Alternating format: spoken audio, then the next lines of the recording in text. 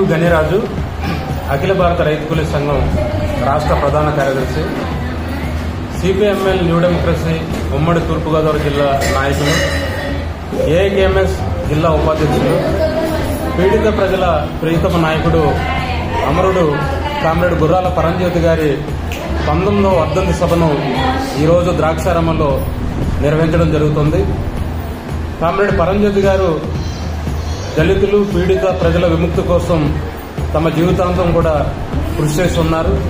ఈ ప్రాంతంలో సీలింగ్ భూములు, మిగులు భూములు పేదలకు పంపిణీ చేయాలని, వ్యవసాయ కూలీ రేట్లు పెంపుదల చేయాలని, పేదలకు ఇళ్ల స్థలాలు ఇవ్వాలని, అలాగే దళితుల మీద, మహిళల మీద జరిగినటువంటి దాడులకు వ్యతిరేకంగా అనేక ఉద్యమాల్ని ఈ ప్రాంతంలో నిర్వహించినటువంటి మహోన్నతమైన వ్యక్తి కామ్రేడ్ పరంజ్యోతి గారు. కామ్రేడ్ పరంజ్యోతి గారి ఆశయాల్ని, లక్ష్యాల్ని ముందుకు తీసుకెళ్లాల్సినటువంటి కర్తవ్యం మనందరి మీద ఉందని ఈ సందర్భంగా తెలియజేస్తున్నాం. ఎందుకంటే ఈరోజు కేంద్రంలో ఉన్నటువంటి మోదీ ప్రభుత్వం రైతాంగ, కార్మిక, ప్రజా వ్యతిరేక విధానాలని ఈరోజు అవలంబిస్తూ ఉంది. ముఖ్యంగా 2020లో రైతులు చేసినటువంటి పోరాట ఫలితంగా ఆనాడు 3 నల్ల చట్టాలను వెనక్కి తీసుకుని దాదాపు రైతులందరూ కూడా గిట్టుబాటు ధరలు కల్పిస్తామని, స్వామినాథన్ కమిషన్ సిఫార్సు చేస్తామని హామీలు ఇచ్చినటువంటి ప్రభుత్వం తిరిగి మరి 3వసారి అధికారంలోకి వచ్చిన తర్వాత ఇచ్చిన హామీలన్నింటిని కూడా ఈరోజు పక్కన పాడేసినటువంటి పరిస్థితి ఉంది. అంతేకాకుండా ఈరోజు 44 కార్మిక చట్టాలని రద్దు చేసి 4 లేబర్ కోడ్లుగా మార్చి కార్మిక హక్కుల్ని కూడా ఈరోజు హరిస్తున్నటువంటి పరిస్థితి ఉంది. ఈరోజు దేశవ్యాప్తంగా దేశ ప్రభుత్వ రంగ సంస్థలన్నింటినీ కూడా ఈరోజు అదానీ, అంబానీలకి అప్పగిస్తున్నటువంటి పరిస్థితి ఉంది. ఈరోజు అమెరికాలోనే అక్కడ ఉన్నటువంటి సంస్థ ఈరోజు తెలియజేసింది, అదానీ కంపెనీ దాదాపు 2029 కోట్ల రూపాయలు ఢిల్లీ పెద్దలకి ఈ రాష్ట్రంలో గత మాజీ సీఎం జగన్మోహన్ రెడ్డికి 1750 కోట్లు ఇచ్చామని ప్రకటించినటువంటి పరిస్థితి ఉంది. ఇటువంటి దాన్ని ఈరోజు అదానీ అవినీతి అక్రమాల్ని ఈరోజు కేంద్ర ప్రభుత్వం కప్పిపుచ్చడానికి, అదానీని కాపాడడానికి ఈరోజు పెద్ద ఎత్తున కుట్ర చేస్తున్నటువంటి పరిస్థితి ఉంది. అందుకని ఈరోజు సిపిఎంఎల్ న్యూ డెమోక్రసీ పార్టీకి ఒకటే డిమాండ్ చేస్తూ ఉన్నాం. ఈరోజు అదానీ కంపెనీ పైన ఈరోజు స్వతంత్ర సంస్థతో దర్యాప్తు జరిపించాలని, అలాగే రాష్ట్ర ప్రభుత్వం అదానీ కంపెనీతో చేసుకున్నటువంటి ఒప్పందాలన్నింటినీ కూడా ఈరోజు రద్దు చేయాలని కూడా మేము ఈరోజు డిమాండ్ చేస్తూ ఉన్నాం. మరీ ముఖ్యంగా ఈ రాష్ట్రంలో చంద్రబాబు నాయుడు ప్రభుత్వం ఏదైతే ఎన్నికల్లో హామీలు ఇచ్చిందో, ఈరోజు సూపర్ 6 పథకాన్ని అమలు చేస్తామని, కరెంటు ఛార్జీలను తగ్గిస్తామని ఈరోజు హామీలు ఇచ్చింది.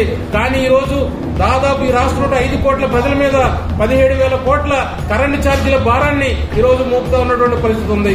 అంతేకాకుండా మహిళలకు ఇచ్చిన హామీలు ఏమయ్యాయని ఈరోజు సిపిఎంఎల్ న్యూ డెమోక్రసీ పార్టీగా మేము ప్రశ్నిస్తా ఉన్నాం. ఇప్పటికైనా ఈ కేంద్ర రాష్ట్ర ప్రభుత్వాలు ప్రజా వ్యతిరేక విధానాలను విడనాడి ప్రజల సమస్యలు పరిష్కరించాలని ఈ సందర్భంగా మేము డిమాండ్ చేస్తా ఉన్నాం. అదీ కాకుండా ప్రజల సమస్యలు పరిష్కారం కావాలంటే పోరాట మార్గం తప్ప మరో మార్గం లేదని కూడా ఈ సందర్భంగా మేము తెలియజేస్తా ఉన్నాం.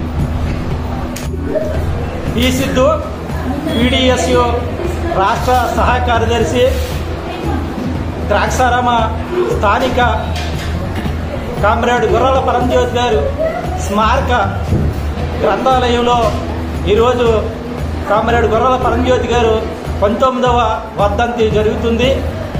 భూమి భుక్తి విముక్తి కోసం కామ్రేడ్ గుర్రాల పరంజ్యోతి గారు తమ విలువైన ప్రాణాలని ప్రజల కోసం అర్పించారు. అందులో భాగంగానే చుండూరు, కారంచేడు దగ్గర నుంచి ఎక్కడాయి పొలంలో శ్రీమండలం ఈరోజు తోటా తిరుమూర్తులకి శిక్ష పడడానికి కామ్రేడ్ గుర్రాల పరంజ్యోతి గారు అనేక పోరాటాలని నిర్మించి ఉద్యమాలు చేశారు.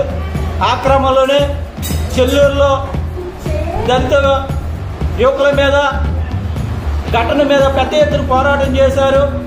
అదేవిధంగా ఎండగంటలో కూలీ రేట్ల పెరుగుదల కోసం భీమకోసపాలెంలో మరి పేదల భూముల కోసం, అదేవిధంగా నందరాడ, నరేంద్రపురం, మడుగుల లంక భూముల సమస్యల మీద పోరాటం చేసి పేదలకి, దళిత, ఆదివాసీ, బీసీ, ఓసీలో పేదలకి భూమి పంచిన ఘనత కామ్రేడ్ గుర్రాల పరంజ్యోతి గారికి దక్కుతుంది.